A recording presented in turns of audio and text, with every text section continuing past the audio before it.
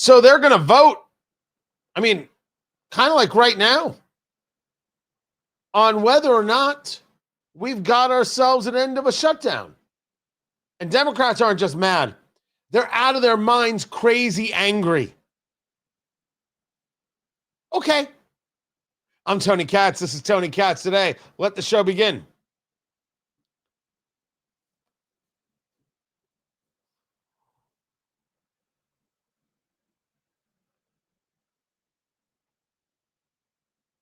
So we will see what the House of Representatives does. We will see if they actually do vote today to reopen the government. Tony Katz. Tony Katz Today. Great to be with you. I will admit, I expected much more pushback on the Senate side when it came to passing this legislation, these three pieces of legislation. I expected to see more from Rand Paul on a very interesting conversation regarding hemp, which I thought was just him being Rand Paul. It turns out, oh, no. There's a very unique story here, something that was thrown into this legislation. I expected more from the Democratic Party because they're just so angry and they hate Schumer so much. I mean, it's not just hate. It is nonstop, visceral, maddening hate. Yet Tim Kaine, who's voted to end the shutdown in the Senate, wants to engage some level of defense here. Do you have confidence in Schumer's leadership? Yes, I do. I voted for him. He's a good leader. He delivered historic wins for the United States when he was majority leader. Look, it's tough being in minority. It's very tough. And the notion that Chuck Schumer should be able to control or corral Senate Democrats is sort of laughable, Wolf, if you know something about the Senate. I very much appreciate Chuck's leadership, but I don't need his permission to do what's right for Virginia, because Virginians gave me a permission slip when they elected me to a third term in the Senate last year. And what I decided was there was no path forward on health care with the government closed, and people were getting hurt in SNAP and other key areas with the government closed. We needed to reopen government, protect federal employees, protect SNAP beneficiaries, and then fight this battle about health care without the background real stakes and the American public's ability to see who's on their side and who isn't with respect to health care. So if I could translate, Chuck Schumer, great leader. I just don't have to listen to him. That's just precious right there. Absolutely fantastic. Democrats, as I said, out of their head angry because this was all a game. And the game is always predicated on how much can we destroy the Republican Party? How much can we shame the Republican Party? How much can we hurt these people? Because they expect the Republican Party to fold. They expect the Republican Party to give up.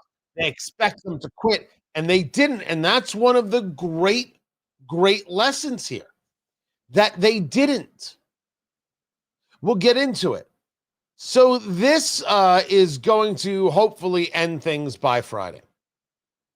Passed the House Rules Committee last night. They finished up at 1 a.m. Turns out they do know how to work late. It was a 6-hour hearing with this group. Democrats look to force votes on amendments dealing with COVID-19 Obamacare subsidies, which is an interesting part of this. We have been talking about the subsidies in and of themselves, that we knew they were going to sunset at the end of 2025. The subsidies for Obamacare, the Affordable Care Act, only proving how unaffordable Obamacare is, were sunsetting at the end of 2025. Democrats voted for this in the Inflation Reduction Act. How many people knew that the subsidies were increased during COVID, and that's what Democrats want to keep going? No hands? None? Zero, none over there? No hands are up. So it's not just about subsidies. It's about larger scale subsidies that Democrats put in place during COVID because, after all, you have to help people. We told them they couldn't go to work, and now you have to help people, so you have to give them this and give them that and give them the other. Now, I accept the fact that Republicans have done an absolutely horrific job in dealing with Obamacare. They couldn't get skinny repeal done. And then they have not been able to engage a conversation of why we need something else, or rather why this doesn't work. I think President Trump, through this idea of why are we giving the money to this group or that group or insurance companies or hospitals, why don't we give it directly to the people? Well, why do we now send me my own money? It's like the tariff conversation. President Trump is like, oh, we're going to send people $2,000 as a dividend from all the wonderful tariff money we're taking in. But I'd rather not be charged the tariff. And then wait till you learn who actually gets the tariff dividend. It could be you. It might not be you. All depends on what you make. And it seems we have a very unique idea of what rich is in America. I will get to that. But if you're going to discuss a different way to do things other than Obamacare regarding getting dollars to Americans to get health insurance, all right, we're at least discussing Obamacare being out, even though I don't appreciate the concepts at all about what government should be doing. I think we need less government intervention in this, not more. And the people pushing for government-run healthcare, those people are mad. And when I say mad, I don't mean angry, I mean crazed. Well, the cost will be less. The cost will not be less. The cost might be less to you, but the cost will be more to others. And if you think that's okay, that's weird.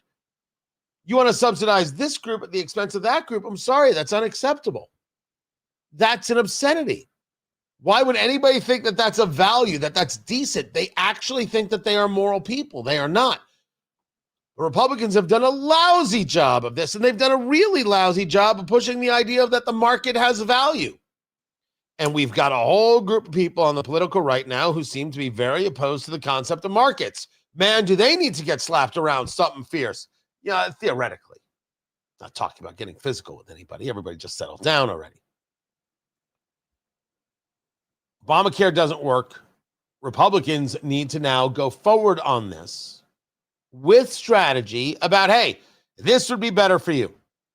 This is a better economic value to you. This is where you save, and this is where you get something better. Because sadly, we at least have to accept that we have introduced into America, you want to talk about the very evil of Barack Obama's presidency. We've put into the American ethos the idea that government is supposed to provide these things. This was the worst part of it. This was the worst part about bailouts. Bailouts, if we go back to George Bush and Barack Obama, said to America, if anything goes wrong, don't worry, we'll take care of it. And we introduced the idea of too big to fail. Full nonsense. AIG wasn't too big to fail. Lehman Brothers, Bear Stearns, they weren't too big to fail. Intel is not too big to fail. If you can't do it, you can't do it. And the idea that someone won't take the place, there isn't an opportunity for a better operator, dismiss this out of hand is just nutty.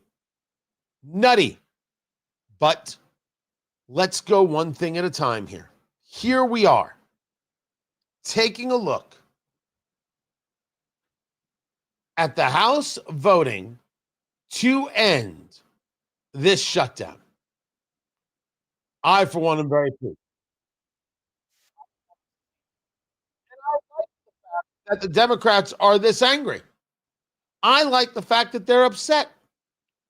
I want to see what they do with this, because what they could do with this gets far more ridiculous than anything you ever imagined. Because losing is not what they are used to. And Republicans being united is really not what they are used to.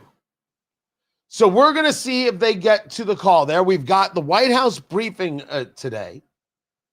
And We're supposed to have JD Vance is going to be talking about Maha. And thank goodness, because this is something that connects and works and is a pretty important piece heading into the midterms. And if President Trump wants to talk about lowering costs, this is one of the ways to do it. Even though I may not be okay with the idea that government is using some level of force to tell health insurance companies to do X, Y, and Z, or drug manufacturers to do X, Y, and Z, what people are going to say is, the fat shot costs less. Woohoo! That's what they're going to say. And I'm assuming they're going to go, woohoo! I believe that's what's going to be said. So I've got all of that coming up. And if we start hearing and seeing a vote in the House, I will bring it to you. Keep it here. I'm Tony Katz, and this is Tony Katz Today.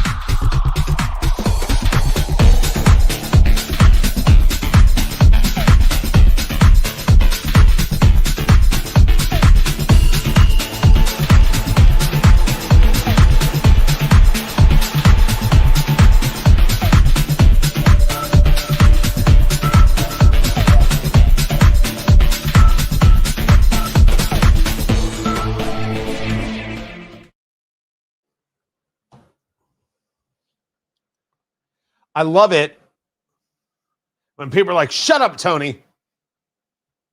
Nah. No, I'm not gonna do that. Linda, good afternoon to you. Good to see you right there. Glad you're here. Oh, people are all sorts of angry with me because I don't think Pat McAfee did anything wrong.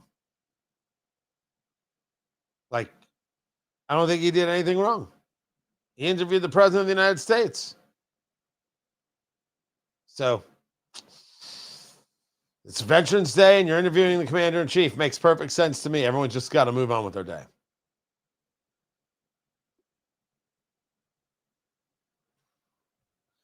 Now, as for this information that's just come out regarding the New York Times and the Epstein files and Trump, I haven't had a chance to go over it yet. I will. As I've said, anyone involved with abusing children, I don't care who they are, I don't care their party, I don't care their money, needs to go to jail. But just because the New York Times publishes something doesn't mean I believe it. I need to read it with my own eyes and go over it and etc. They've been fraudulent before. They've been liars before. Why would I think now is somehow magically different? I don't. Just for the record, I don't.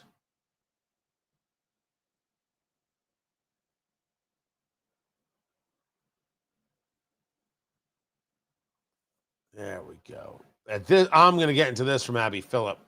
Oh, there is so much fascinating stuff out there. Matthew, hey, glad you're here, man. Thanks for making it. I appreciate it. Good to see you. Tell your friends, get them in here.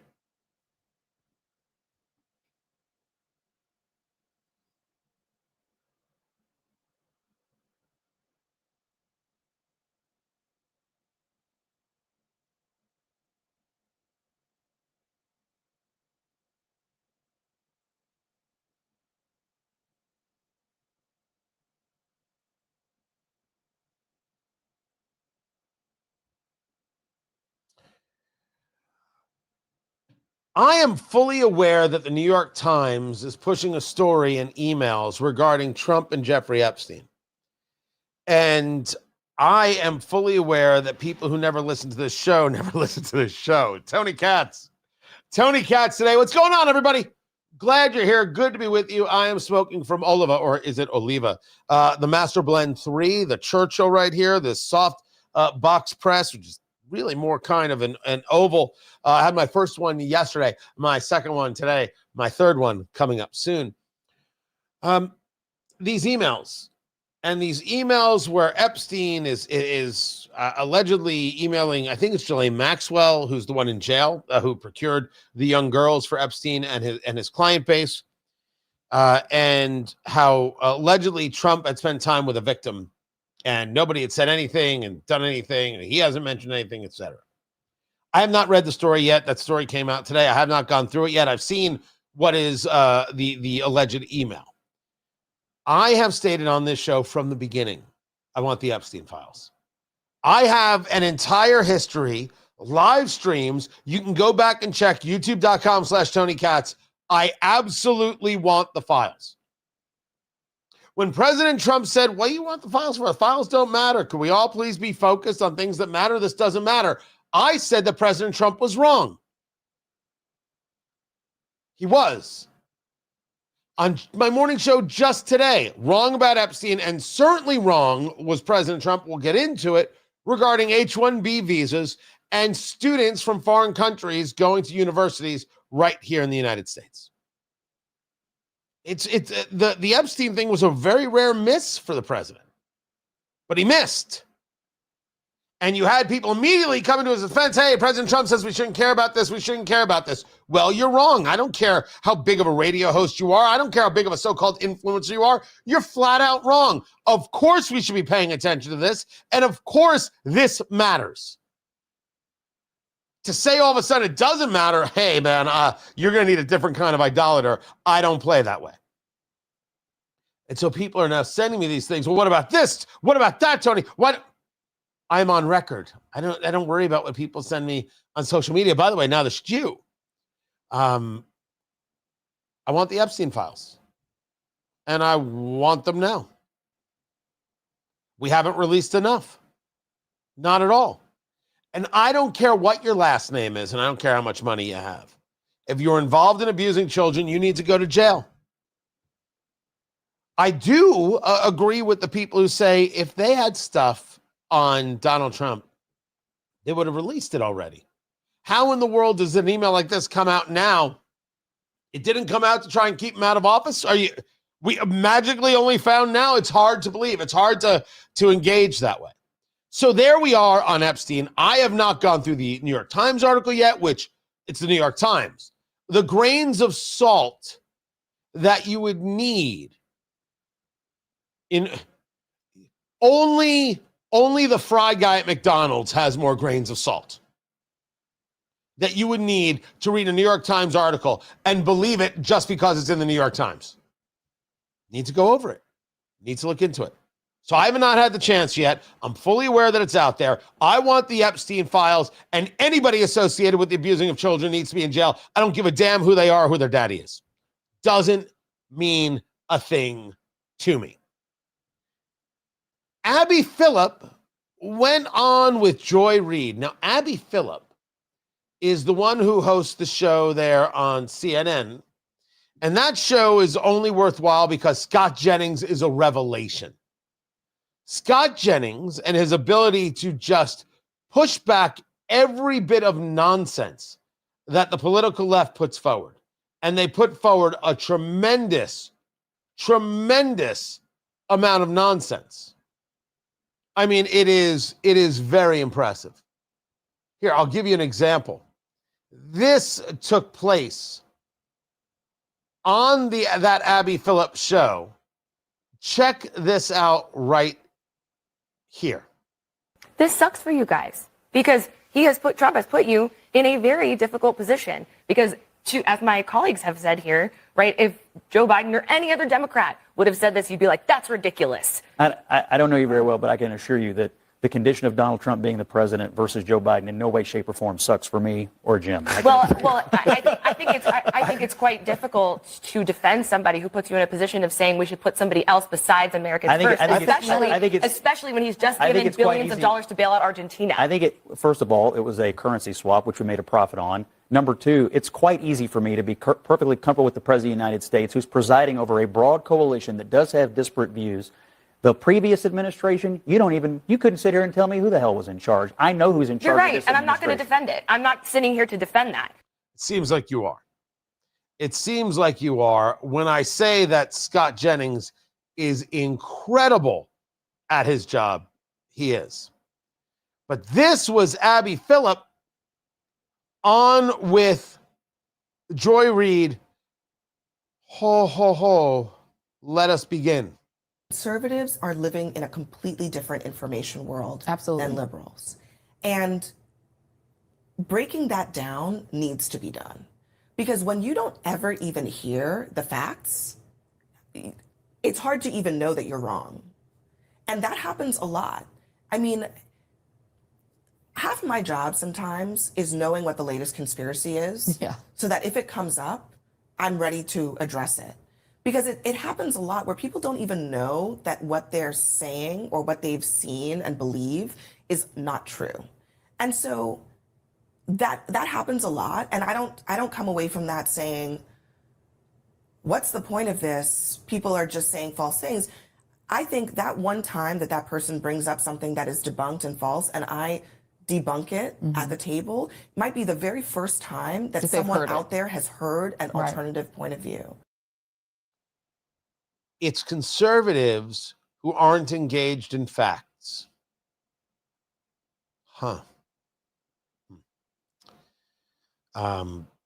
Hey, Barry Weiss, now might be a good time to make another run on Scott Jennings to come on over to CBS News because he shouldn't stick around. If you want to make the argument that the facts exist somehow solely and exclusively with the political left, you can, but we all know that that's not true. And this idea that somehow the political right isn't dealing with reality is equally not true. And the fact that Abby Phillip is saying the goal of my show, quasi what she's saying, the goal of the show is to expose the truth to the political right.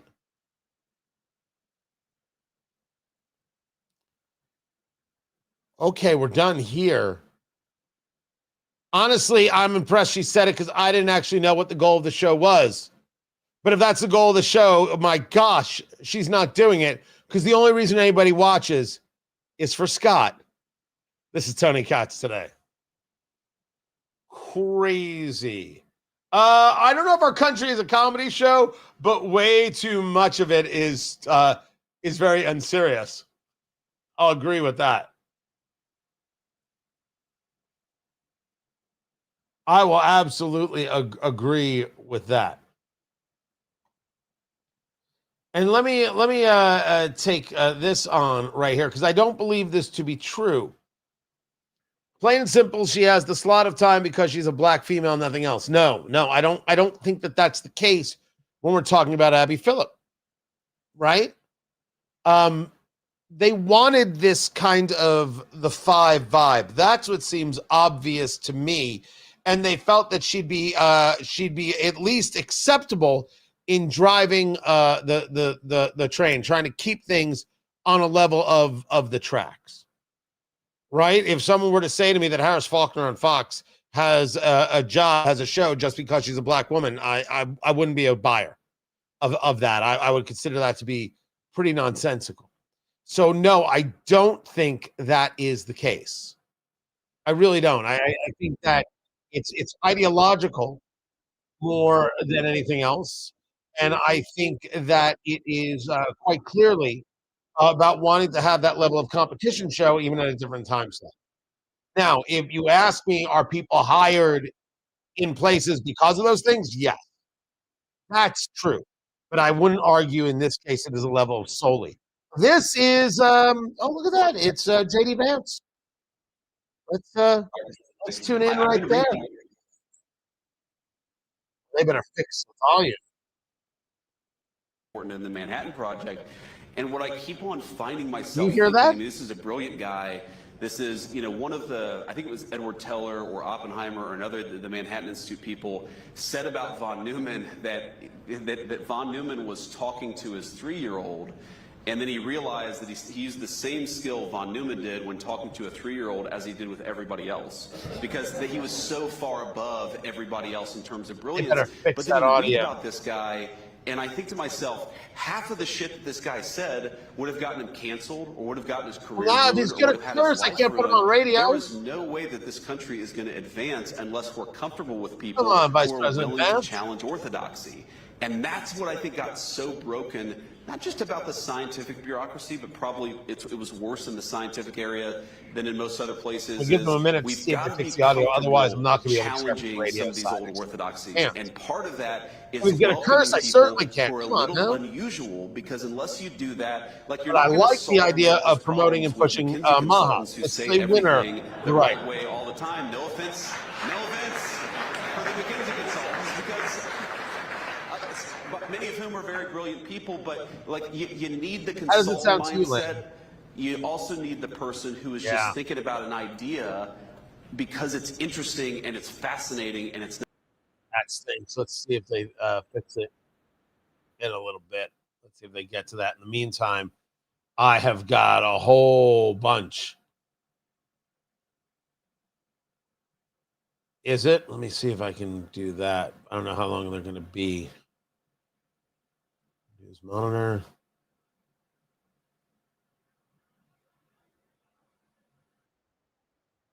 There it is.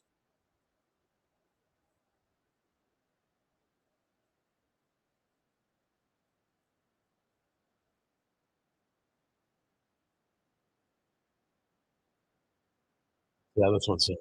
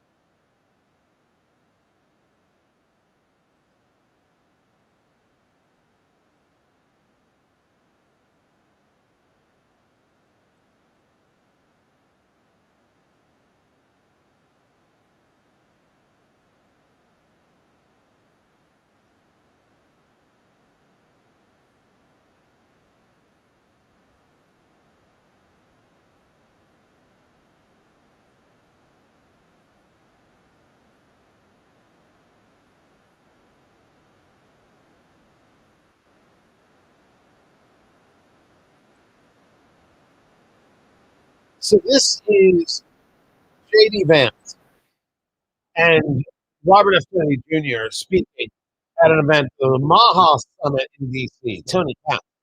Tony Katz today, good to be with you.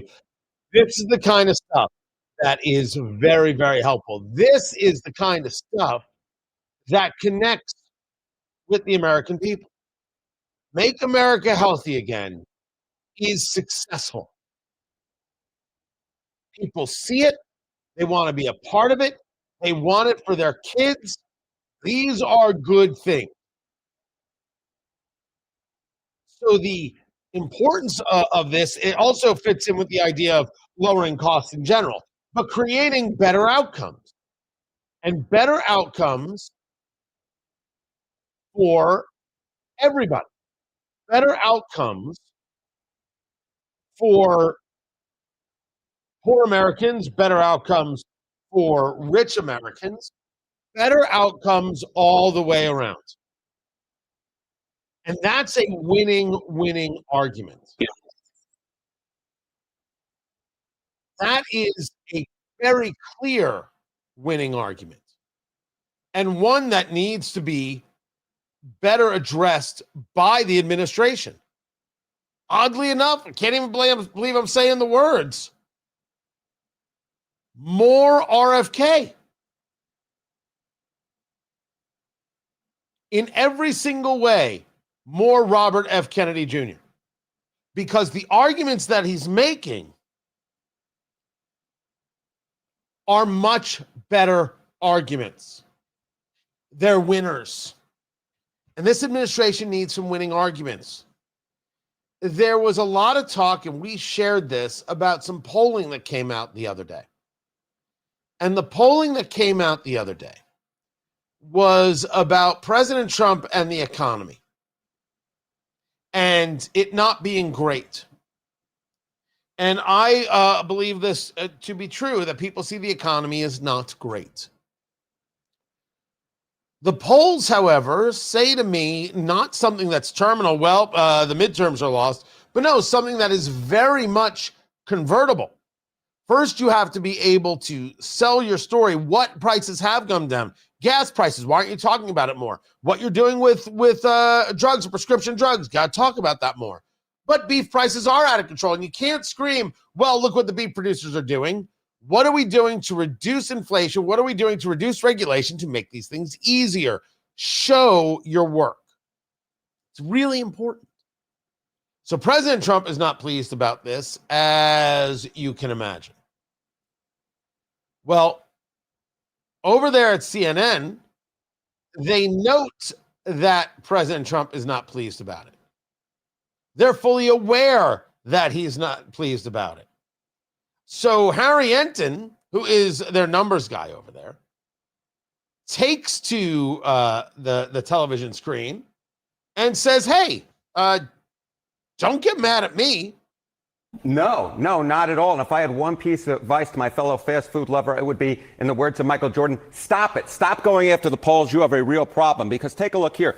Americans on inflation, you go back to October of 2024. Who did Americans trust more in inflation, Kamala Harris or Donald Trump? They trusted Donald Trump by 9 points on average. You jump over to this side of the screen, those same exact polls have him way underwater, 26 points underwater on his net approval on inflation. So it's not that the polls are fake. It's that the American people have turned against you, Mr. President. You've gone from leading by 9 points on inflation to being 26 points underwater. You're doing something very wrong in the minds of the American public. I mean, negative 26, that's a problem. Yeah, it's a huge problem. Let's go down this path of hypotheticals, right?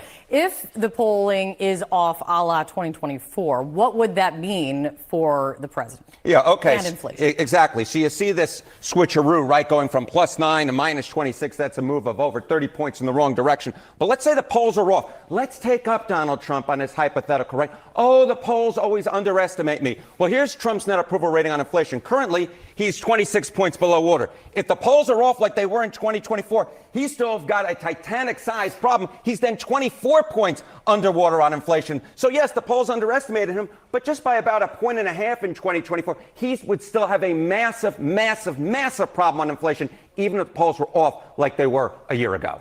Now, the story here is that this is surmountable, and it has to be addressed like that.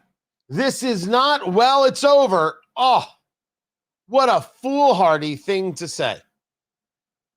Foolhardy thing to go out there and say and believe. But President Trump took a swing and a miss the other day in this interview with Laura Igraham was really something else. And all the kudos in the world to Laura Igraham, because she handled this with aplomb, and she was able to push back with a sophistication. And one of the subjects was H-1B visas. There's never going to be a country like what we have right now. And does that the mean Republicans have to talk about it, Laura. And does that mean the H-1B visa thing will not be a big priority for your administration? Because if you want to raise wages for American workers, you can't flood the country with tens of thousands or hundreds of thousands of foreign workers. You also do have to bring in talent. We have plenty of talented people here. No, you don't. We don't have talented people here? No, you don't have certain talents, and people have to learn. You can't take people off an unemployment line and say, I'm going to put you into a factory where we're going to make missiles, or I'm going to put How did we ever do it before? Well, I'll give you an example. In Georgia, they raided because they wanted illegal immigrants out. They had people from South Korea that made batteries all their lives. Making batteries are very complicated. It's not an easy thing and very dangerous. A lot of explosions, a lot of problems. They had like 500 or 600 people, early stages, to make batteries and to teach people how to do it. Well, they wanted them to get out of the country. You're going to need that, Laura. I mean, I know you and I disagree on this. You can't just say a country's coming in, going to invest $10 billion to build a plant, and going to take people off an unemployment line who haven't worked in 5 years, and they're going to start making missiles. I don't disagree with the basic concept. I disagree in large measure that you would say out loud, Americans can't. No, it isn't the totality of what he said, but it's absolutely the thing that's going to be remembered. It was a mistake. And when we talk about that plant in Georgia, it was a Hyundai plant, I believe, they were here illegally. Why? If they were so important to the training of American workers, why would they be here illegally? That's the issue. This was a miss from the president. But there was a greater miss. And it happened here.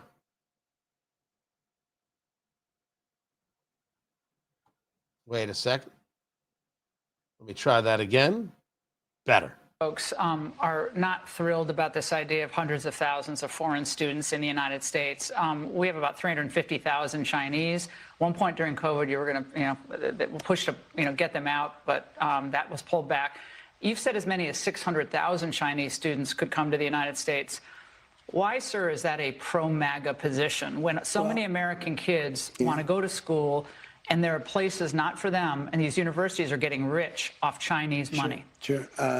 Never said about China, but we do have a lot of people coming in from China. We always have, China and other countries. We also have a massive system of colleges and universities. And if we were to cut that in half, which perhaps makes some people happy, you would have half the colleges in the United States go out of business. So what? Well, I think that's a big deal. Okay. Laura Igraham is right, and the president is wrong. There are going to be some people in MAGAville who say, how dare you? You're misrepresenting his words. No. If you believe you should take in foreign students for the sake of keeping universities in business, you're wrong. That isn't what we do. I don't need the universities to be in business. I've seen what they produce, and many of them don't produce anything of value. We don't need that. And we certainly shouldn't be keeping universities in business by propping them up with foreign students, many of whom are not believers in America, work against America's interests, and in the case of the Communist Chinese, have connections to the Communist Chinese Party. Let me say it again for the people in the cheap seats.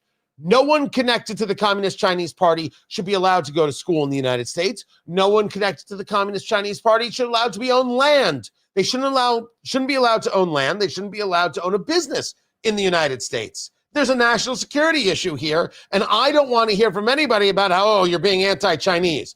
Anti-communist every day of the week and twice on Sunday. I apologize to no one, and if I have to tell you nose to nose, pick the street corner, I'm in. The president is wrong here. You don't just allow people into our universities because some university wants to be able to charge full freight and out-of-state tuition and all the rest. Stop it. That's not an answer.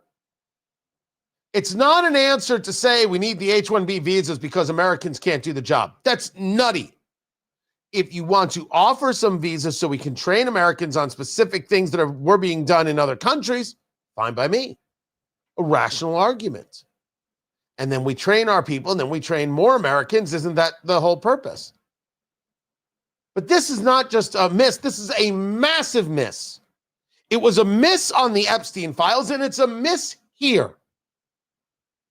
And I would argue that the MAGA people are pretty upset about this. I think rational people should look at this and say, this is a mistake. An absolutely giant mistake from the president. He missed here.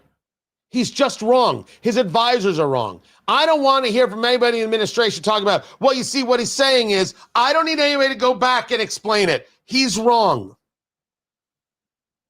We should say so, not be afraid to say so.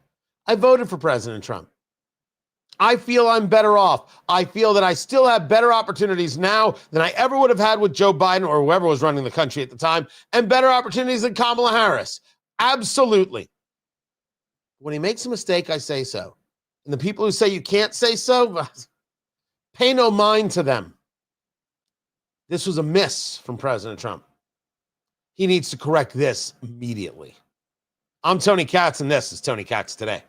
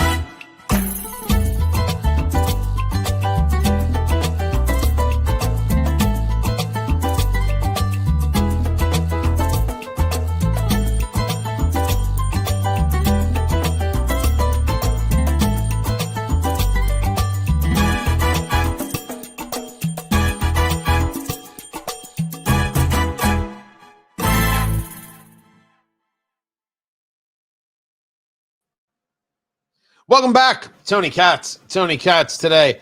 I'm waiting to see. They're supposed to be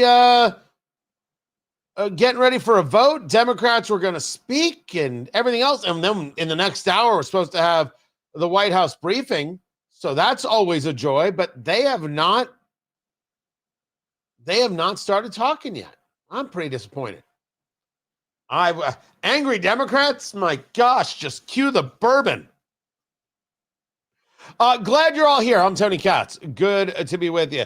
If you got them, smoke them. Go right ahead. Eventually I should start doing this show at the Cigar Lounge and people coming out for the show. I should just do it like that. The problem is we do it live, and if you don't know who's coming and people start yelling out curse words, it creates a bit of an issue for the FCC. But I'd still want to do it. I absolutely want to do it. Also, hey, Landon, were you able to look at the video on your side? Do you see like color waves going by? Okay, it's my screen then. Because on my screen, as I'm looking at what we're sending out into the world, it's like these waves are going by, and I'm like, man, that's trippy. It looks kind of awesome. Like I'm a bit underwater. It's cool. It's like the SpongeBob SquarePants of radio. But if it's not happening to you, that's better. I am smoking there, Jeffrey. Thank you for being here. This is the Master Blend 3. This is from Oliva, Connecticut broadleaf wrapper, Nicaraguan binder in the filler. I think it's a Nicaraguan Puro. It's Nicaraguan wrapper as well. I got these because, well, there was an incredible deal on them. I maybe have smoked one in my life, and not the Churchill. Nice cigar, bigger cigar than I originally thought, right? I often smoke the Melanios from Oliva, and that's a little more chocolatey, a little more rich, and I like that quite a bit. It's not the only flavor I go for, but this is nice. This is pretty tobacco forward. There's not a big pepper hit on this at all. Maybe a light dusting of a.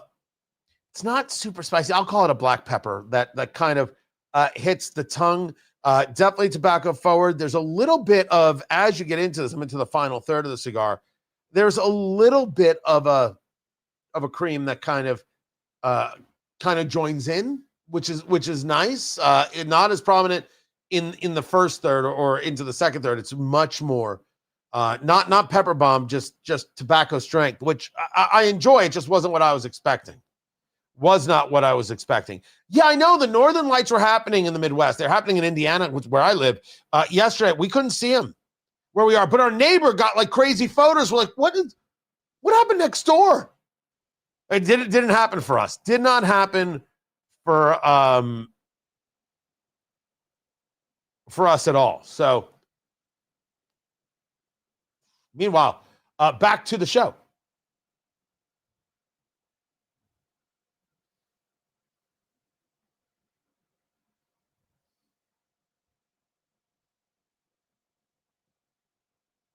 We believe the long national nightmare will be over tonight.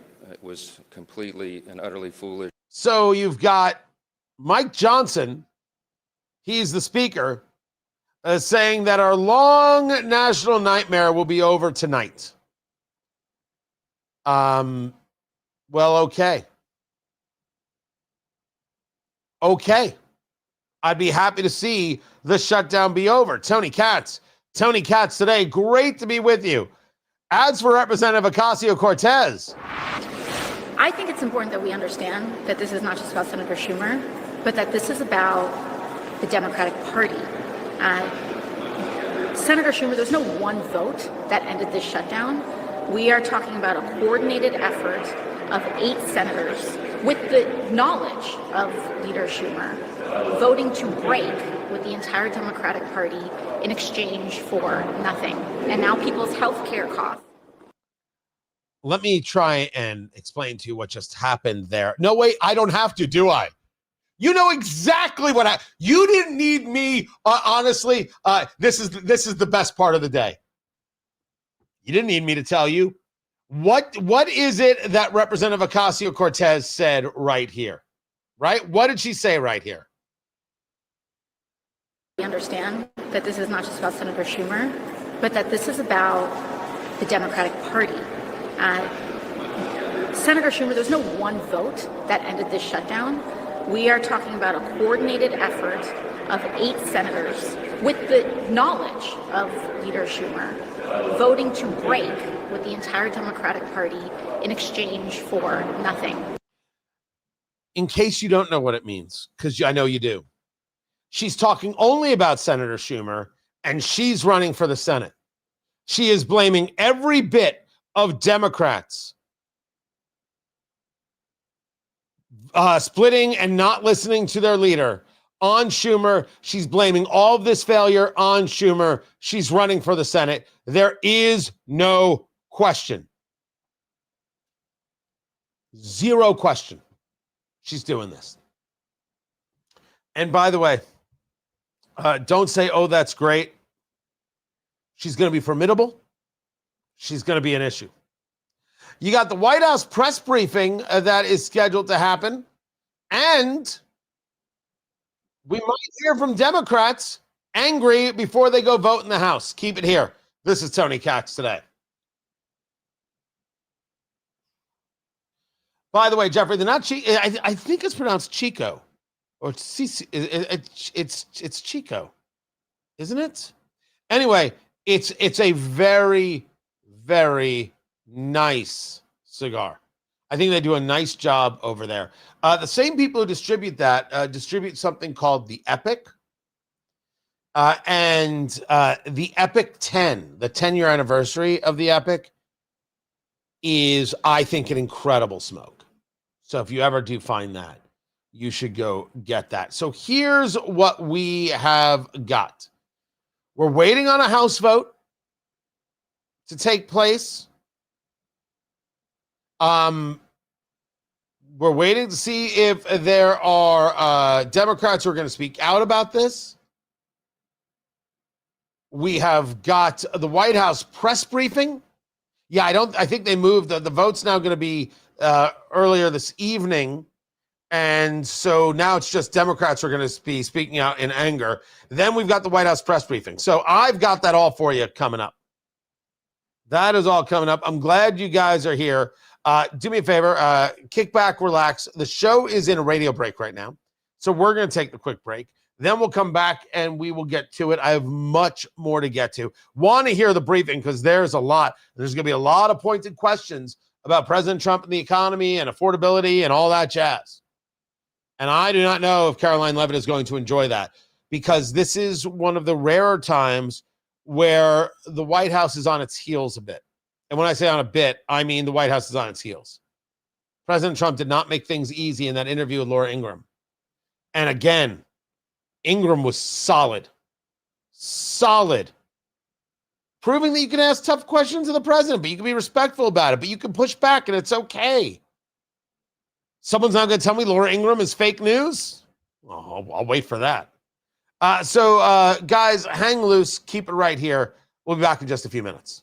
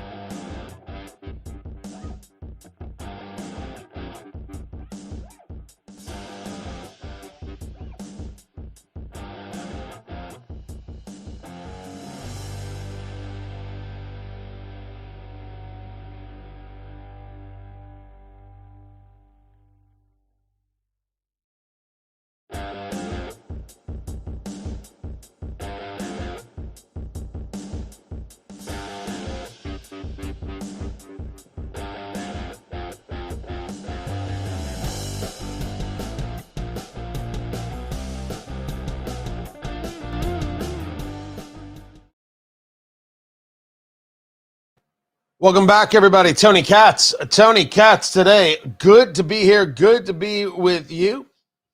There is my look right now at the White House briefing. She is not there yet. Does the room look a little different to you? Looks a little... It's a little more centered. It's a little more... It could just be me. It could just be me and the way I'm viewing that. And Democrats have not come out to talk about this shutdown yet. I'm assuming they haven't figured out their messaging. How much are they going to punch Chuck Schumer in the face? How are they going to explain this to America? That they shut down the government for 42 days and counting, and want to keep it shut down longer, and want kids to starve and all the rest. Because, I mean, that's it. That is 10,000% where we're at. We were told that Trump was starving children because there were no SNAP benefits. By the way, the Supreme Court has been with Trump. Whoa. I don't know if you can order lower courts SNAP benefits to be paid if the money's not there. I don't know if you can make that order. Meanwhile, we're getting ready for the show. I'm glad you're here. Smoke them if you got them. Don't worry, I grabbed another one just in case. So we're all good. Let the games begin.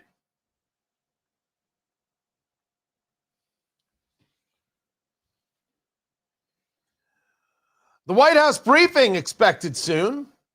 Karoline Leavitt, the press secretary, to take the stage. Right now, it's just an empty podium, which happens from time to time. Democrats were supposed to come out and have a whole conversation about the shutdown and their thoughts and everything else, and that's not happening. That's not happening now. Now, the House Democratic leader having a news conference, Hakeem Jeffries, has been doing this, still trying to convince America that there is some, what's the word, Republican healthcare crisis. It's always bad when you sneeze during the middle of a radio show, everybody. Whoo! That's rough. Tony Katz. Tony Katz today. Good to be with you. Find everything I do over at TonyKatz.com. The briefing is interesting because I do believe that there are a couple of places where the White House is absolutely on their heels, especially after that interview that President Trump did with Laura Ingraham on Fox, very specifically to the idea of allowing in foreign students, and it's good for our universities, otherwise they'll go out of business. And you need foreigners with H-1B visas to train Americans because we don't know how to get some things done. Even if you were going to make that first argument, you can't make the claim that you can't make it even sound like he didn't make the claim. I want to be clear. President Trump didn't make the claim that Americans can't. He's saying on certain things, some people don't have the training and you need the people to do the training. He's not wrong about that idea. I don't think he presented it well in the slightest.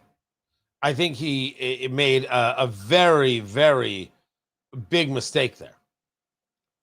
So we wait to hear this press conference, because not only about that, but about the idea of foreign students going to U.S. universities. This is just a non-starter. A non-starter. While we wait for that, I'm going to share with you a story about a woman by the name of Tish Hyman.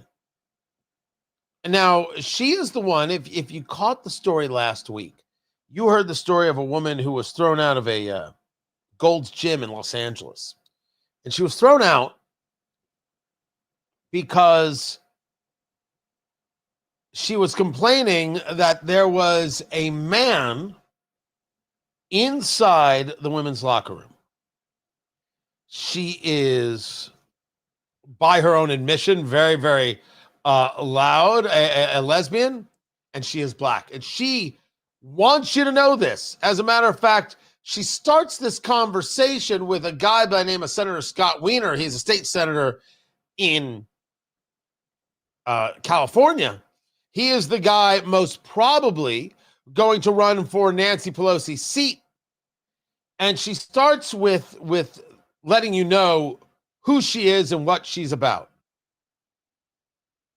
Can I please ask you a question, because I flew here to do that? Yeah. Okay.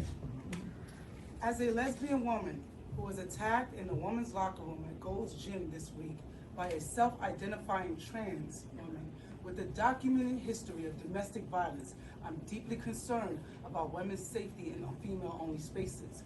What would you say to women who are seeking assurance that their safety will be protected from men who, by California law, can self-ID as women in women-only spaces, sir?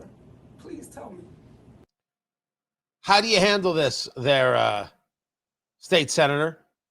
California law allows for these things, but women are being abused and women are being attacked inside, whether it be a locker room, a bathroom, etc. Now, I agree that why she has to say, as a black lesbian, I don't know. She's very into the identity politics. What she's about to find out is that the identity politics is nothing compared to other identity politics for Senator Scott Wiener. Yeah, so we want, everyone to be safe. And we also know that, we have trans people, both men and women, who are men and women. And so, so if you're trans women are women. Senator, He wants you to know that trans women are women, when of course that's not true. Now, Scott Wiener has a long history of pushing this kind of thing, of radicalness in this regard. There comes a moment where the crowd, when Tish Hyman states quite clearly, what are you going to do to protect women? The crowd boos her when she recognizes that trans women are not women. and we want to know, are you going to protect women? Not trans women, women. Trans women are different things. Women. Listen, we need to protect women's safety. I was assaulted. I was assaulted. No, they are not. They are men. I was assaulted by men. She's getting booed for speaking the truth. And this may be the first time it ever happened to her. She stands up and she starts yelling at this crowd. I mean, one of the things she yells is, unless you're a black woman, don't talk to me. which is, again, identity politics. And what she is learning is that her identity politics don't mean as much as these identity politics. Your point of view, I'm so sorry that you were multiple times. And I appreciate you talking about it. I think we need to protect the safety of all women, and that obviously that's incredibly important. And I also know that trans women are also brutalized in this country. So women and cisgender women are brutalized in this country. Yes, we need to protect women, but trans women are brutalized. And so we need to protect all women. And then he has you might not have caught it. The audio is a little low and I apologize. Women and cisgendered women are brutalized in this country. So men who claim to be women are actually women. But women who are actually women, they have to be called cisgendered. Somehow they need the different name. The man being the woman, that's a woman. The woman who is a woman, well, that's something a little bit different.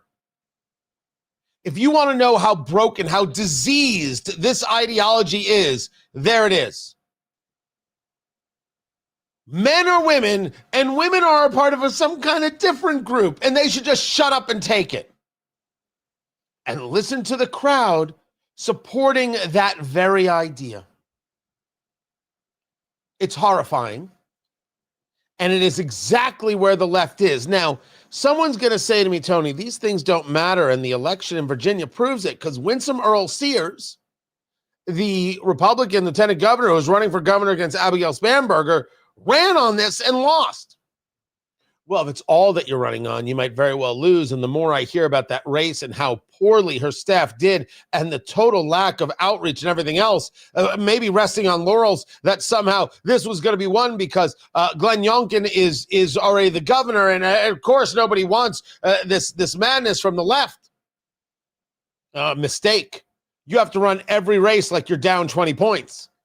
Nonstop, every day, all the time, without question, selling your story. And you got to make sure you understand where Americans are at. And there are plenty of people in Virginia, because of the shutdown and other issues, having economic issues. You got to be in that fight. It doesn't mean that these cultural fights aren't valuable. And what Senator Scott Wiener, who I find despicable in his past commentaries and past actions, men or women, how dare you say otherwise? Oh, and then there's women and cisgendered women. No. There are women, there are men, and that is it. And the midterms are going to matter. San Francisco is going to vote for somebody who is telling you, ladies, that if you're an actual woman, you don't count as much. He said the words. It's not me. How dare you be upset that I notice? It's him. It is them. It is the progressive left. Democrats, I don't know where they are. Oh, I'm sure there's a few, but they ain't the ones in charge. They're not the ones with the power, and they're not the ones searching for the power.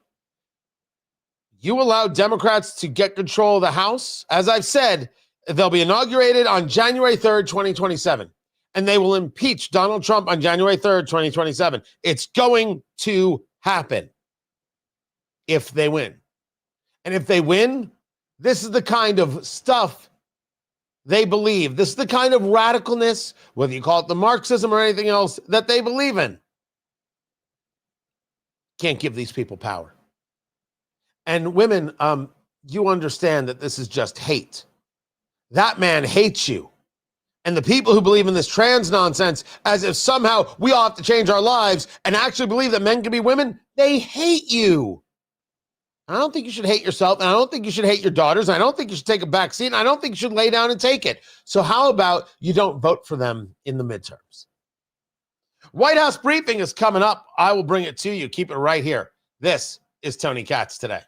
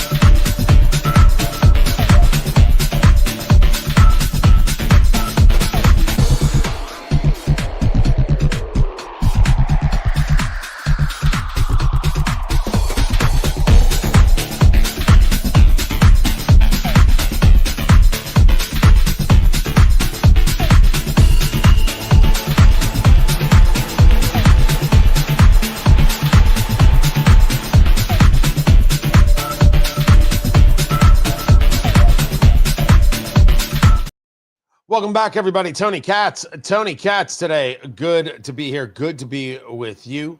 I am waiting like you are on the press briefing. Let's take a look at the room.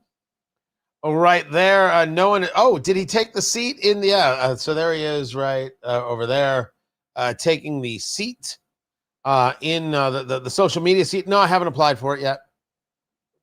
I don't know when I'm going to get to DC. I'm kind of busy, so I have not applied for it yet. I should.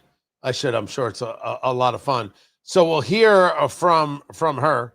We will hear from Karoline Leavitt, the press secretary. There's going to be questions about Argentina and the credit swap, where you have Scott Bessent saying we made money on it. $20 billion of U.S. dollars to Argentina, 20 billion of pesos to the United States. And what he's saying is that we made money on this thing. That's his argument. So now I want to see how that's the case. I want to see where we made the money and how we made the money. So I'm assuming that question is going to come up as well. But I think the press briefing is going to start any moment now. If I'm lucky, it'll start any moment now. I do love bringing this to you. I do not know what other hosts do. I just think that we need to hear it all together, because sometimes I hear things that you don't. Sometimes you hear things I don't. And so it all puts us in the in the same place. All right, here's what we heard. We don't have to guess at what we heard. We heard it. Now we can discuss what it means and whether we agree, disagree, etc. So let's bring it on. Let's bring it on.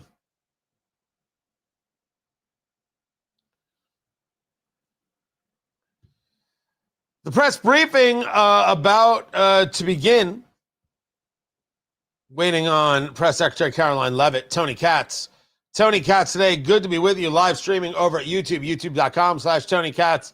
And you could actually see it all happening right there. And as we wait for this to take place, we have the story out of Utah. It's a conversation about redistricting, where a judge gave Democrats a win, as is being described. Utah District Court judge by the name of Diana Gibson rejecting the Republican-approved congressional map. Your map, no, but a map that carves out a Democrat-leaning district, yes. So what Gibson decided is that the Utah map that they put forward does not comply with Utah law, saying it was drawn with partisan political data on display. It does not abide by a certain proposition, traditional redistricting criteria, to the greatest extent practicable. That's what it says. And it says, based on evidence presented, the court finds that the Republican House map was drawn with the purpose to favor Republicans. Every map ever has been drawn to favor the party in power. This is not new. This would give Democrats a pickup. Now, you start this redistricting fight, and you have to accept the fact that you might lose. If you redistrict a state like Texas, who said that Republicans are absolutely going to win? You redistrict California, who said Democrats are going to win? My state, Indiana, is still debating this. I think the answer is very clear. Yeah, you have to do it, and you have to do it right now. Of course you have to do it. Unquestionably, you have to do it. It's not like the Democrats are going to say, well, they didn't redistrict. Okay, now I'm not going to show up to vote. The argument's going to be, it has been, oh, you're energizing Democrats to vote. You're going to energize them more on a bad economy. You're going to energize them more on beef prices. You're going to energize them more on a host of things. Of course you are. Of course you are. And you can mollify that with saying, look how we lowered energy costs, and look how we lowered drug costs, and look at this and look at that, and being more proactive in engaging out there. But if judges are going to say you can't have your map, even though the drawing of the map is a legislative process. I mean, I do not know if this goes to the Supreme Court or not. I do not know how that's going to work. I do know that there's a Utah Republican who is now filed articles of impeachment against the judge, arguing she's engaged in a gross abuse of power, failing to uphold her oath of office to the Utah Constitution. I hope everybody understands that just because you put something out into the sphere, you put an idea out there, doesn't mean that it's 100% going to work. You still have to go about getting the votes. You still have to go about doing the work, and you still have to understand what it is you're up against.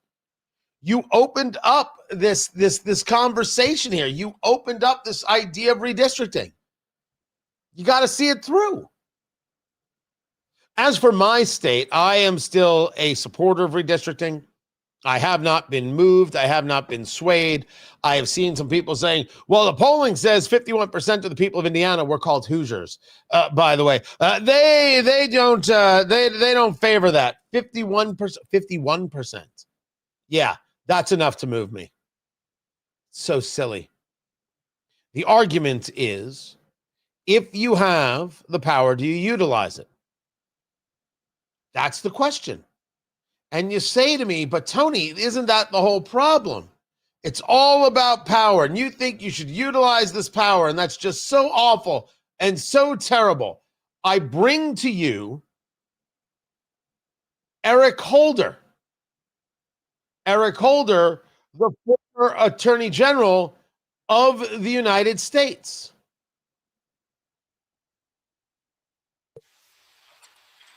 I think, the reality is, and it pains me to say this, I think the Supreme Court is a broken institution. And it's something that has to be, I think, a part of the national conversation in 26 and in 28. What are we going to do about the Supreme Court? And I think that we have to think about, again, talking about the acquisition and the use of power. If there is a Democratic trifecta in 2028, and I think the possibility of that is pretty good. Supreme Court reform is something that has to be considered. Term limits, I think, at a minimum, potentially expanding the court is something I think that also should be considered. Democrats have no issue with using their power. Only seemingly Republicans have got an issue or a fear with using their power. That's a problem. That is a massive level of weakness. And you say, well, the Democrats are wrong to do it. That's not the argument. We're not going to disagree on that. The point is, they are doing it. That's the point. They are doing it. They are utilizing the power. They're telling you they're going to use that power. Let me bring in, this is the press briefing. This is Flash speaking? Right there. Let me bring it to him right now. Fentanyl. Deputy Attorney General Blanche and our teams have been hard at work ever since, ultimately culminating in my trip to Beijing last week. This was only possible due to President Trump's historic engagement with President Xi just a few short weeks ago that set the stage for today's announcement. At that meeting, the leaders reached an agreement. But just to put this in frame for the American people, a reminder here that nearly 100,000 people died of fentanyl overdoses just last year alone. Here, this year, under this president, the FBI has seized 1,900 kilograms of fentanyl so far. That is a 31% increase from the same time period last year. To put it in perspective, that's enough fentanyl to kill 127 million Americans. Fentanyl precursors are what makes up fentanyl. While we, the interagency, the Department of Justice, have been fighting hard to seize and stop drug traffickers, we must attack fentanyl precursors, the ingredients necessary to make this lethal drug. That was the sole purpose of my trip to China, to eliminate these precursors. And if successful, we would suffocate the drug trafficking organization's ability to manufacture fentanyl in places like Mexico. This was the first time an FBI director has been to China in over a decade and receive the audience with his counterpart to address this matter directly. The real question here, FBI Director Kash Patel, is what's going to happen if China doesn't? What will be the response that the United States gives, which will most probably be outside the purview of the FBI? While at Ministry of Public Security headquarters, I met with my counterpart at MPS, where the Chinese government agreed on a plan to stop fentanyl precursors. What does that mean? The People's Republic of China has fully designated and listed all 13 precursors utilized to make fentanyl. Furthermore, they have agreed to control 7 chemical subsidiaries that are also utilized to produce this lethal drug. Effective immediately, essentially, President Trump has shut off the pipeline that creates fentanyl that kills tens of thousands of Americans. We'll keep listening to Kash Patel, FBI director. If he's got more, I'll bring it to you. Movement on fentanyl is always a good thing. But how do you ensure that China lives up to their word, and how much is still out there? That's a question. Keep it here. This is Tony Katz Today. The Attorney General, the Department of Justice, the Federal Bureau of Investigation, and Ambassador Perdue in China, whose ground-level engagements were imperative to achieving this result. This is yet another example of how President Trump defends the American people, provides security for the American people, and puts the American people first. This is a historic first-in-its-kind achievement by any president to stop the scourge of fentanyl, and it should be championed by every single American. This achievement will save lives. We are thankful for President Trump's steadfast leadership, and this FBI will fearlessly follow in his footsteps to ensure that this mission of safeguarding the American public is achieved every single day. Thank you. Thanks, Caroline. Thank you so much. Appreciate it. No questions. Interesting. Thank you again, Director Patel. Before we get going, I do have one quick scheduling announcement. Tomorrow, President Trump will be joined by the First Lady in the East Room for an executive order signing aimed at expanding opportunities for education, career development, housing, and other resources for young people transitioning from foster care to adulthood. This is part of the First Lady's Fostering the Future efforts, which are a Be Best initiative. In other news, the Democrats dragged on the government shutdown for 43 days, the longest shutdown in U.S. history. But tonight, thanks to Republicans, the White House is very hopeful that this shutdown is going to come to an end. The damage caused by the Democrats with this reckless government shutdown cannot be forgotten. It is entirely the fault of the Democrat Party. Just look at the vote count. Hundreds of thousands of federal employees have missed their paychecks. Tens of billions in wages and benefits were withheld, impacting vulnerable families. Millions of low-income Americans missed their SNAP benefits. Nearly 20,000 flights at airports across the country were delayed due to staffing shortages, causing Americans to miss family events, vacations, and work obligations. According to Airlines for America, an estimated 5.2 million travelers have had their flights disrupted over the course of the Democrat shutdown. And our economy has lost billions and billions of dollars in economic activity over the course of this shutdown, hurting consumer sentiment and crushing the travel and hospitality industries. According to a CBO estimate, the Democrat shutdown could end up decreasing fourth quarter economic growth by 2 whole percentage points.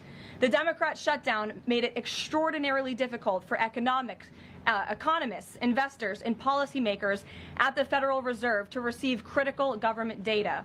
The Democrats may have permanently damaged the federal statistical system, with October CPI and jobs reports likely never being released. And all of that economic data released will be permanently impaired, leaving our policymakers at the Fed flying blind at a critical period. It's hard to recap all of this without asking a simple question: why?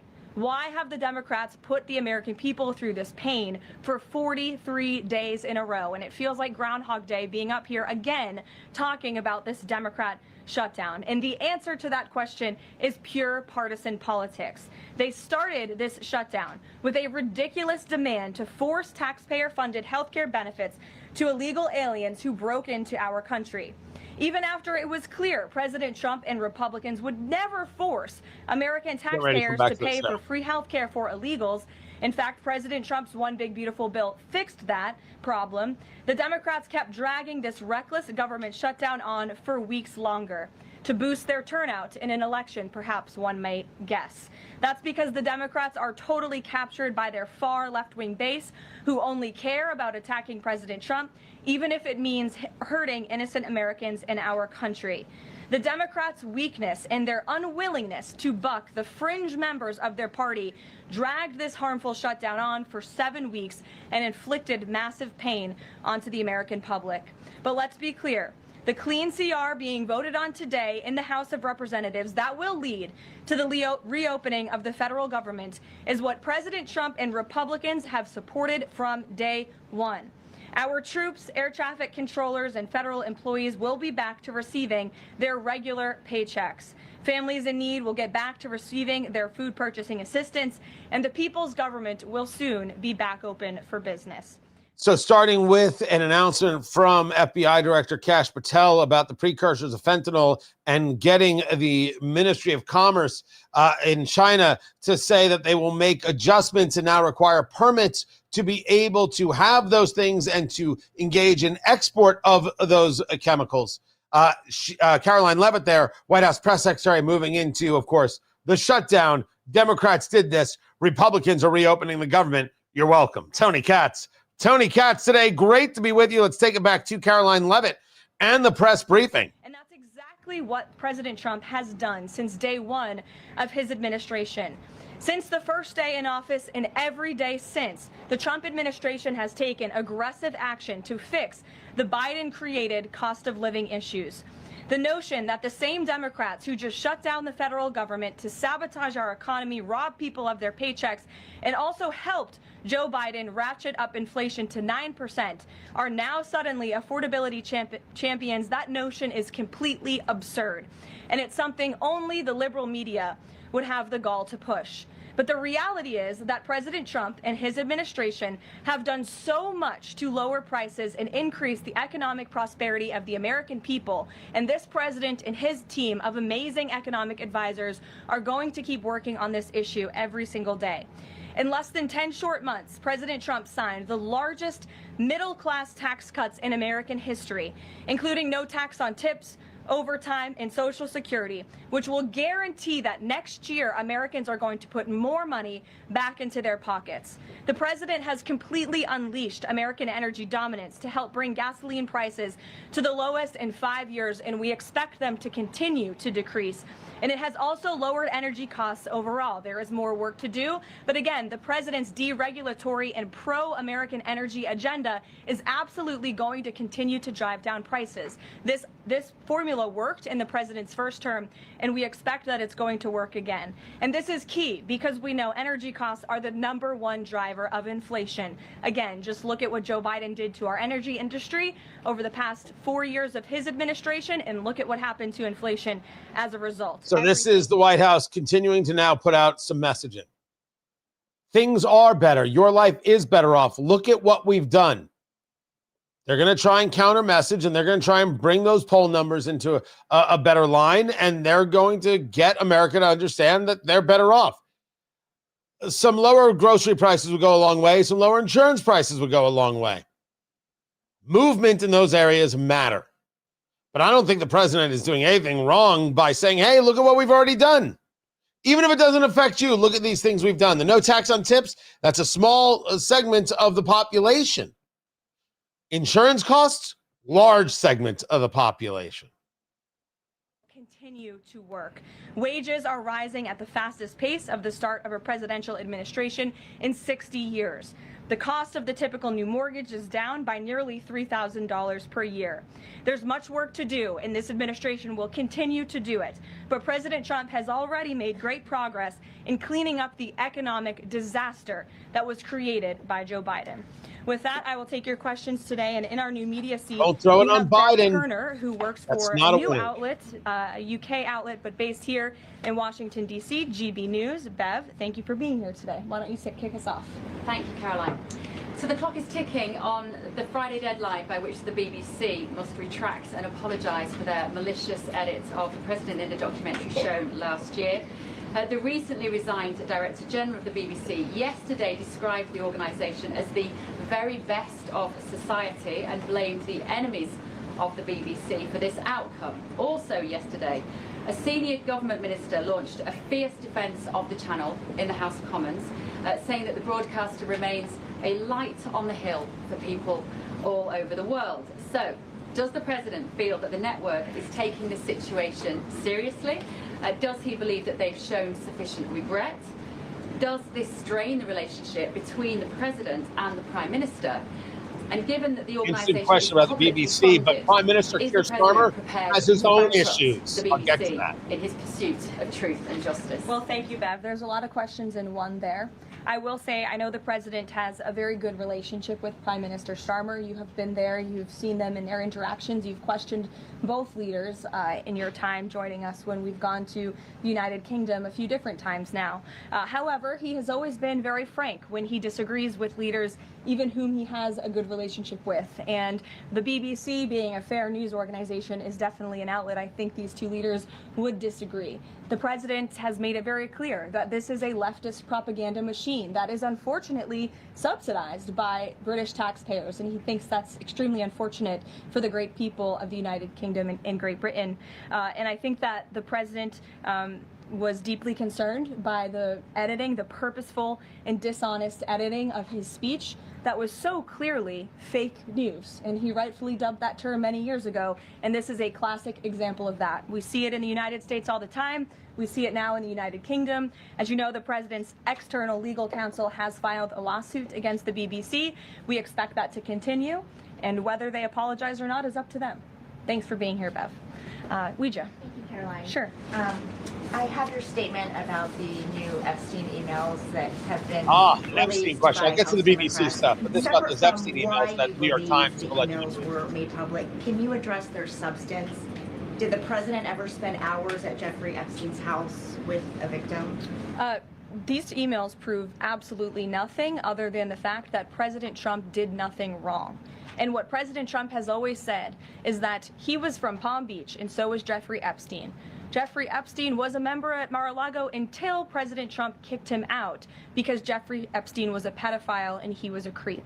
And this email you refer to with the name of a victim that was unredacted now and has since been reported on in this room, so I will go ahead and say it, Virginia Giuffre. And it was CBS's own reporting, Ouija, that recently wrote that Miss Giuffre maintained, and God rest her soul, that she maintained that there was nothing inappropriate she ever witnessed, that President Trump was always extremely professional and friendly to her. And so I think it's a question worth asking the Democrat Party, and you should all go ask them after this briefing, of why they chose to redact that name of a victim who has already publicly made statements about her relationship with Jeffrey Epstein and is unfortunately no longer with us. Mary. Thank you. Two questions on this. In the interest of transparency, why not just go ahead, release the full files on Epstein, get this all over with? This administration has done more with respect to transparency when it comes to Jeffrey Epstein than any administration ever. In fact, this administration, the Department of Justice, has turned over tens of thousands of documents to the American people. We are cooperating and showing support for the House Oversight Committee. That's part of the reason you are seeing these documents that were released today, because of the House Oversight Committees and But this was after you said it didn't matter. So the pushback makes sense, even if what it is being reported isn't accurate, which is what I said about the New York Times piece. I haven't read it yet. It just came out. I need to go over it. But trusting the New York Times on its face, no, that's not happening. As for the BBC shared some video of President Trump from the January 6th and edited the video so it didn't show him saying peacefully protest. And the director of the BBC and another head of the BBC both resigned because of it. And they're trying to make the claim that we will not give in to these foreign powers and what they think. The BBC has been engaged in a tremendous amount of unfair reporting, fraudulent reporting. They did it right now on Trump. They did it regarding the Israelis and the war in Gaza because of Hamas and their taking of terrorists and their murder. And that's who Hamas is, and the support the Palestinians gave them. BBC has a lot to answer for here.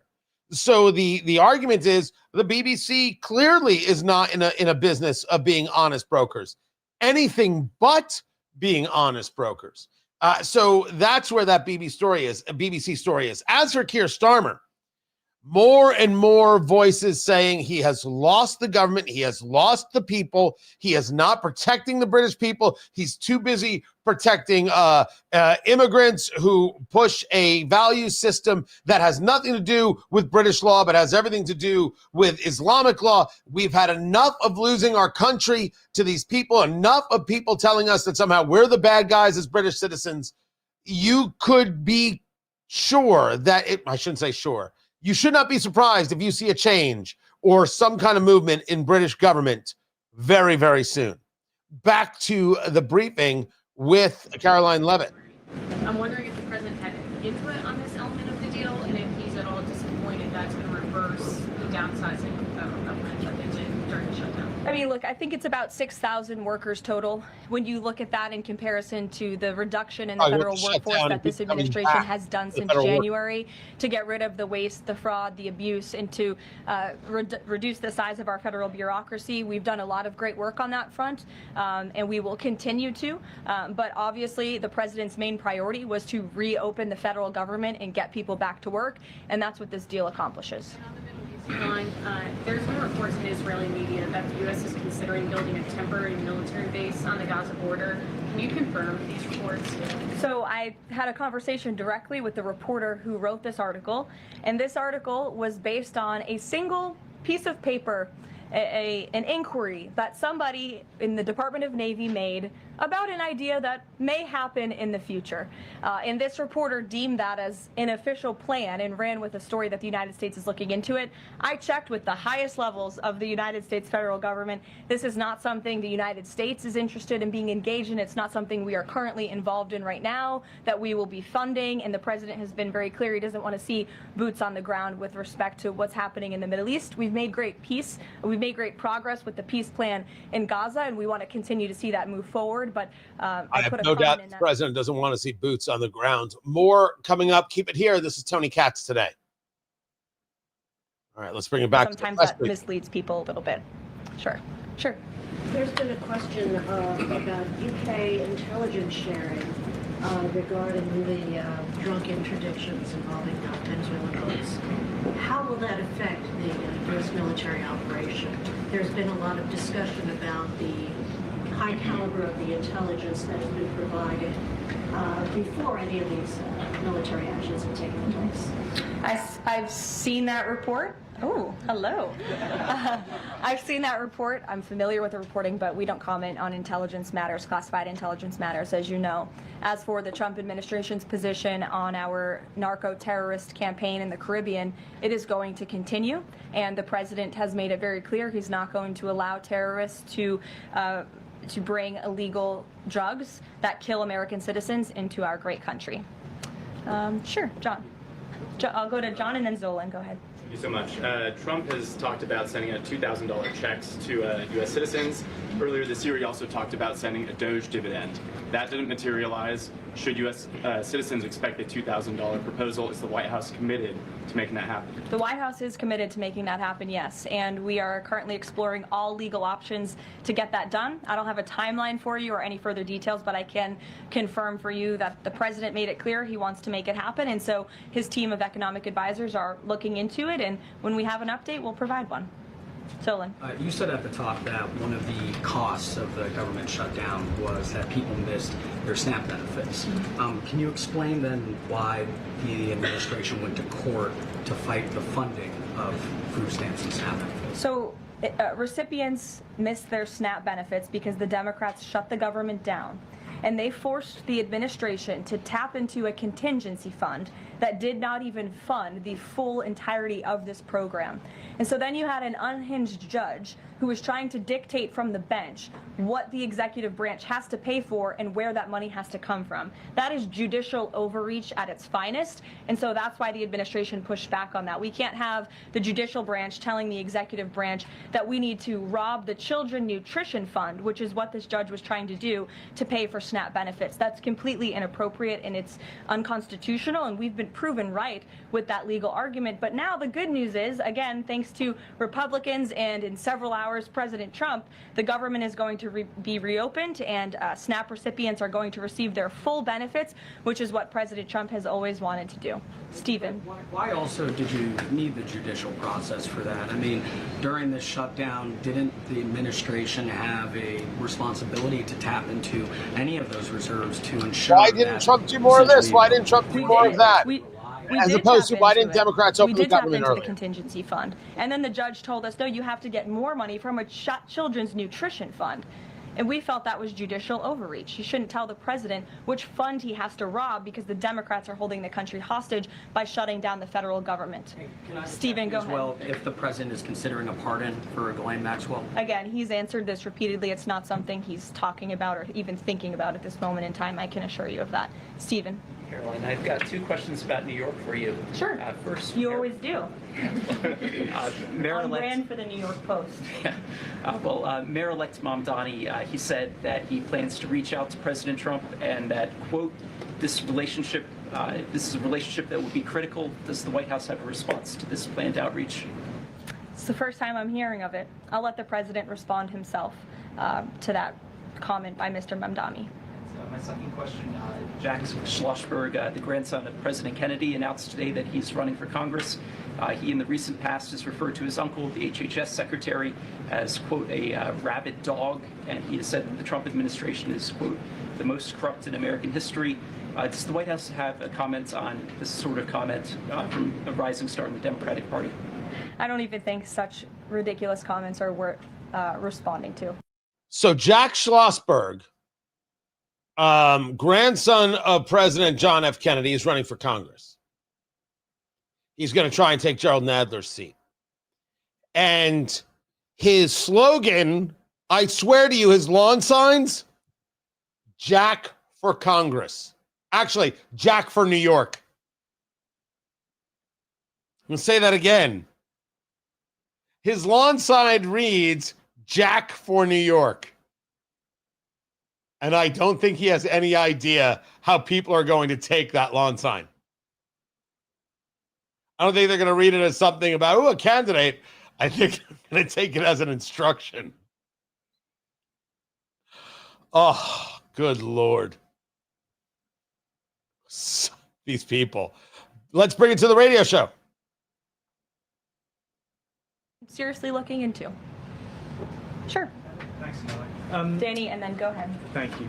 Some Democratic members of Congress have invited Britain's former Prince Andrew to testify on the Epstein scandal. I was just wondering if President Trump thinks that former Prince Andrew should indeed come and testify to Congress on that. I haven't spoken to him about that specific matter, but I can ask him and get back to you. Mm-hmm. On the White House press shutdown, briefing continues. Tony Katz today. She's being asked Press Secretary Karoline Leavitt. Strategy or policy while the government was shut down. Now, assuming that it reopens tonight, is the president intending to invite any Democrats over to have negotiations over these subsidies or any other plan to bring down the cost of health insurance? I will just add that, as you pointed out, the Democrats were holding our country hostage to try to negotiate on a health care system that they created. Obamacare, as it's famously called, is a system the Democrats created. It is a broken system. It has driven up healthcare costs dramatically in this country. And now they shut the government down to try to fix that system they broke. It doesn't make any sense to us, which is... And I think it's a good argument to say, what are you talking about, negotiate with these people? Look what they did. Look what they favor. Look what they're about when it comes to healthcare. None of this had to do with us. It was all them. America gets it. It's the Democrats' fault. Now, progressives don't get it, but they don't get much. And this is the messaging that you have to keep putting out there. And it also happens to be good for the Trump administration and for Republicans because they are correct. America is going to side more with the fact that Democrats put this thing together. It doesn't work. They are the ones who didn't vote to reopen the government. It's on them. And now Democrats are angry that we're reopening the government because Democrats would rather children starve. What? It's their terminology. I'm just using it. On this, clarifying he wants to do both things with the tariff revenue that he's bringing into this country. Trillions of dollars are expected to continue to pour in. And it's part of the reason that the Supreme Court case is so vital for our country's future, to restore our manufacturing industry in this country, to protect our national security, to continue to allow the president to use tariffs as leverage to negotiate economic deals that, again, are good for our national security. And that revenue can then be used for various reasons, to pay down our debt and also perhaps to give these rebate checks back to Americans, which, again, the White House is exploring the legal options of how we can get that done. Checks. Catherine, go ahead. Caroline, Viktor Orban said this week that President Trump has promised Hungary some kind of financial shield. Do you have any details on how that will be structured? It's not great. I don't, but I'm happy to check with the National Security it Council. Still leads to the idea that we're paying more. In the end, we're paying more. And it's hard to argue it's so much better for the country. The trade deals are good only if we see results. If the White House wants to share something, let's talk about the result of a trade deal. We set this deal because of tariffs, and now we see the result in X. Here's the actual result. Share that, Karoline Leavitt. Share that, White House, and you will now see movement in a positive direction. That hasn't happened yet. Only a kind of top line. We're taking in money. Look at us. That is all we're getting. And it's not enough. It is in every single way not enough. A short, even for Karoline Leavitt standards, a short press briefing taking place right there ended quicker than I think the room was expecting for sure. So we have a vote today in the House as all of the procedural hurdles have been passed, and that should lead to the end of the shutdown on the president's desk. Again, I'm really surprised by the movement. I was expecting more hurdles put in the way. But the angry Democrats, that isn't going to go away anytime soon. That is not going on a shelf. This is going to be visceral. And why? Because Republicans didn't do what they were supposed to do. They didn't cave.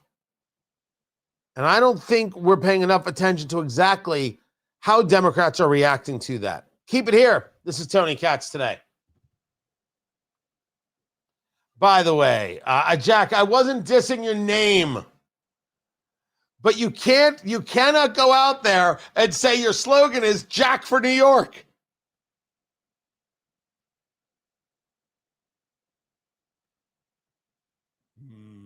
No.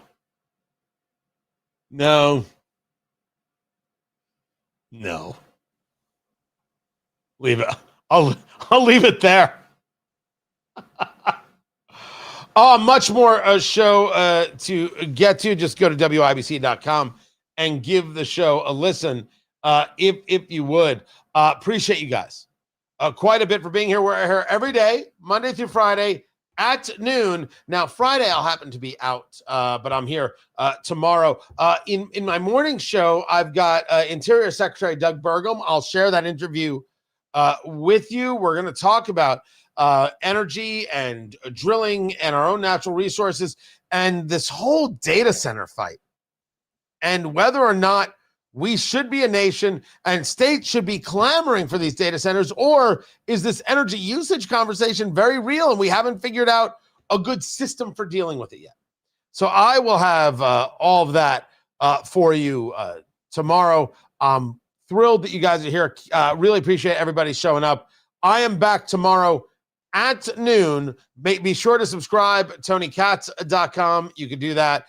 And subscribe on the YouTube channel. If you're watching on YouTube, just click subscribe, youtube.com/Tony Katz, and be a part of it. Go to TonyKatz.com.